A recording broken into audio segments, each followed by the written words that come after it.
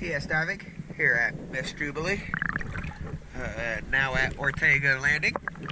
The paint is very poor, and it is April 5th. I did my best cleaning up all the surface line where that chipping is, and I was looking for a cotter pin hole, but I could not find one. So let's go take a look how she looks.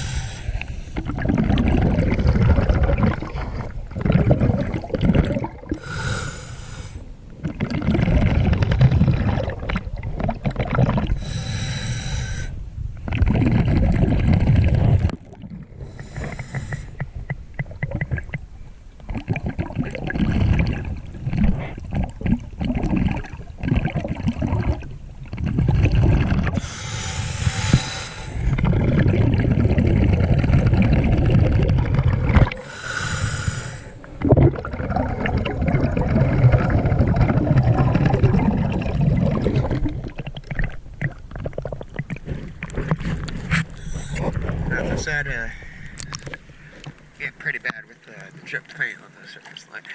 TS Diving, thank you very much.